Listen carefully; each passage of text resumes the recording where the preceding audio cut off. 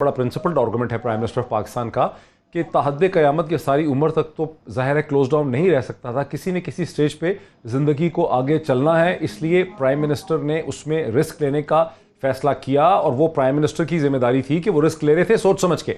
अब ऑपोजिशन क्या कह रही है? ऑपोजिशन की कह रही है कि प्राइम मिनिस्टर को ये रिस्क खुद लेना था, सारे एग्जेक्टिव को लेना था, कोर्ट के फैसले के पीछे आपकी हुकूमत ने जो अपने आप को छुपा लिया है, ये बात जमहूरियत की नफ़ी है। डॉक्टर साहब, यहाँ बड़ी दिलचस्प बहस छिड़ी खुर्रम दस्तगीर साहब ने मफरूरों की कि ये भी मफरूर है, वो भी मफरूर है। लगे हाथों मैं उनको याद दिला दूं कि एक मफरूर आजम और भी है जिनकी दरखास्त पे इजलास बुलाया गया। शहबाज साहब की मैं बात कर रहा हूँ, वो भी नजर नहीं आए। ये बात है, पूरी कौम की जान की फिक्र और उसके बाद अपनी जान की वजह से नहीं आई, लेकिन हमने उसको कंट्रोवर्शियल नहीं बनाया। जब इनकी तरफ से बयान आया कि बीमार है, नहीं आ सकते, तो we just took it in our stride. हमने उस पे वावेला नहीं किया। हमने उस पे सुन लेना खुर्रम साहब, सुन लिया करे ना, सुन लिया करे। लेकिन अभी तो हम भी तो सुनते हैं। ये तो एक अलग इशू है, ये तो एक अलग से मामला है। मफरूर हो जाए फिर किसी और को कैसे ब्लेम किया जा सकता है? अभी तो लिस्ट में एक और भी नाम है।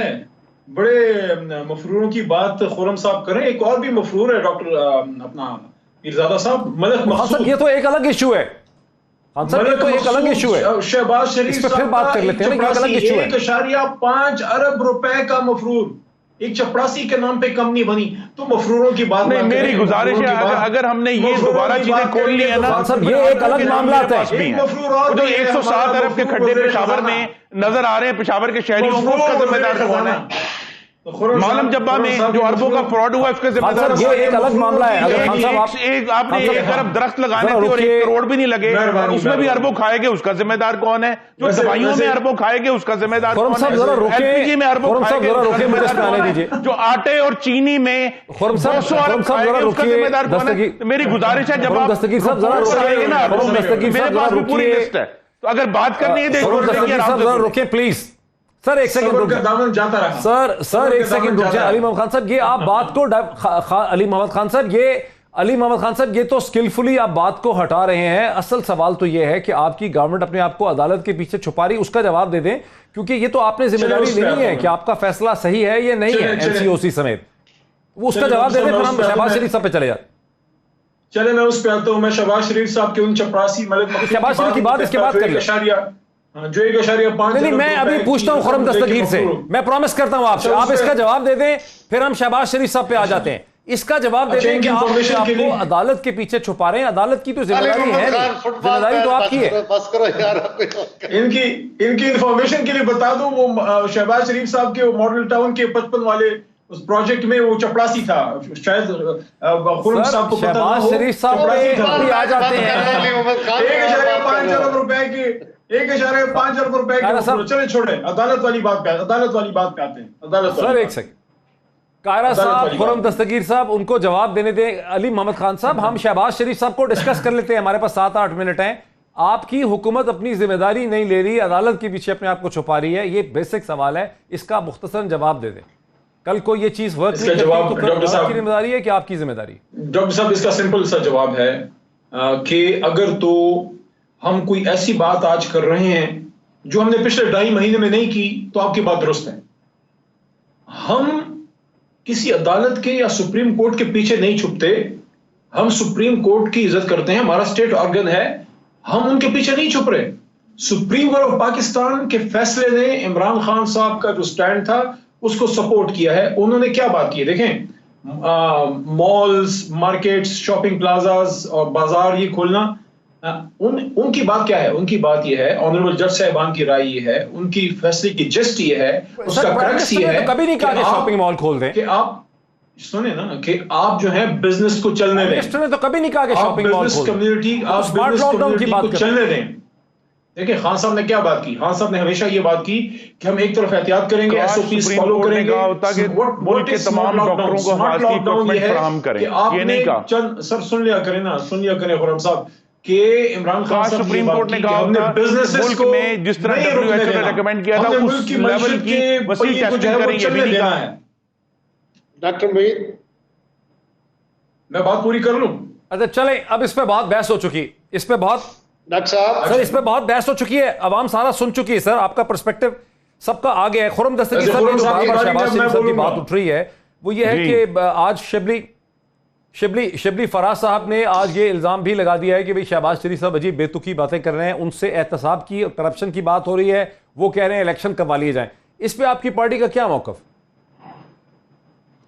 جی کیونکہ احتساب ان جو 2 سال گزرے ہیں اس میں سوائے انتقام کے کہ اپوزیشن کو اور خاص طور پر مسلم لیگ نون کو پکڑ کر جیل میں ڈال دو, حمزہ شہباز 11 مہینے سے اندر ہیں, کوئی ریفرنس دور دور تک نہیں آیا. شاہد خاقان عباسی, احسن اقبال, شہباز شریف خود 133 دن حراست میں تھے, اس سے پہلے انجینئر قمر الاسلام, خواجہ سعد رفیق, خواجہ سلمان رفیق, ایک طویل لسٹ ہے ان سب لوگوں کی, مفتاح اسماعیل بھی اس میں شامل ہیں, جن کو گرفتار کیا گیا اور بغیر ریفرنس کے 8 مہینے 1 سال اندر رکھا ہوا ہے. لہذا یہ احتساب کی کہانی جو بار بار اٹھا دیتے ہیں, دیکھیے اس حکومت نے اسی لیے نا, جس طرح آج یہ سپریم کورٹ کے پیچھے چھپ رہے ہیں, یہ اپنی نالائکی چھپانے کے لیے ہمیشہ احتساب کے پیچھے چھپتے ہیں. جب ان کو معلوم ہوتا ہے کہ جناب یہ تو معاملہ ہماری پرفارمنس خراب ہو گئی ہے, لہذا پھر وہ کہتے ہیں ہم ان کو پکڑ لیں گے, ٹارزن آ رہا ہے. شہزاد اکبر صاحب کے نئے الزامات آپ نے سنے نا, کہ شہزاد اکبر صاحب کہتے ہیں کہ اتنی میسو ایویڈنس آ گئی ہے, شہزاد اکبر کے جو الزامات ہیں, میری جو استدعا ہے, اتنی میسو ایویڈنس آ گئی کہ میں آپ کو شہزاد اکبر کے ایک لفظ کے اوپر نہ ہی میں اور پاکستان کے عوام یقین کرنے کے لیے تیار نہیں جب تک شہزاد اکبر کی ایویڈنس ریفرنس بن کر عدالت میں داخل نہیں ہوتا. اس سے پہلے یہ صرف میڈیا ٹرائل ہے مسلم لیگ نون کو بدنام کرنے کا. آپ غور کریں ڈاکٹر صاحب, پچھلے 19 مہینے میں شہزاد اکبر نے 19 کانفرنس کی ہیں, ان میں سے کتنے ریفرنس بنے ہیں؟ 0 ریفرنس. کہ تمام پریس کانفرنس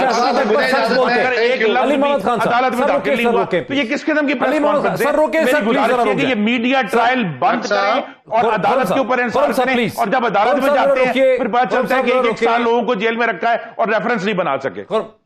اچھا خرم صاحب میں کوئکلی لے لوں.